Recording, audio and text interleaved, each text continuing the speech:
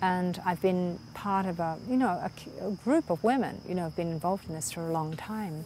And, but I can honestly say that at this point, what I described in myself, that waking up, that decision to actually give myself completely to this, a very, very deep, profound sort of commitment to this, occurred in other women too, independently. We didn't speak about it. I mean, we were all engaged in this path. We're all engaged in this kind of struggle, really, for women's liberation for many years. So we've had a context of community for a long time.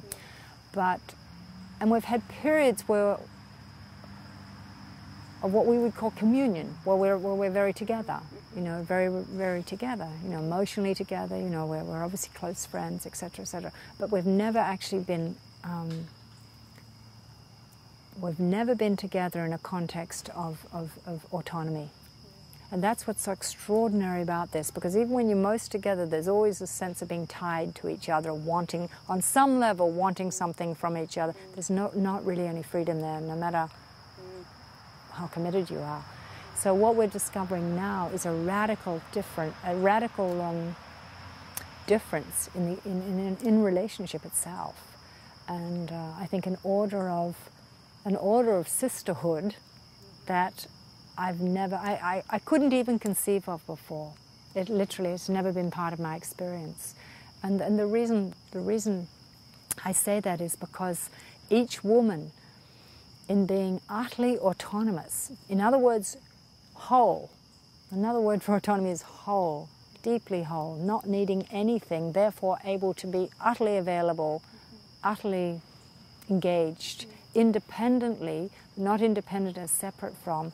We're finding that we're coming together and meeting at a much higher level of consciousness and relationship. So our relationship is very free. It's very clean in a certain way. There's no, very simple. And I would say it's infused too with a mutual joy and passion and excitement for what we're doing together. What we're doing together, but doing independently. And that's the extraordinary thing. So there's a respect. Nobody needs anything from anyone else. So on a human level, there's no fear. There's no sense of comparison, because everyone is who they are. And yet in that, we're coming together, as I said, at a higher level and able to explore all this, explore the commonality, and to actually push things further where we don't know together, which is extraordinary. Without self-referencing, I think that's one of the things too.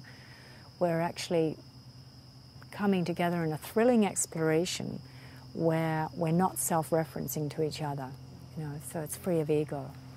And that's extraordinary.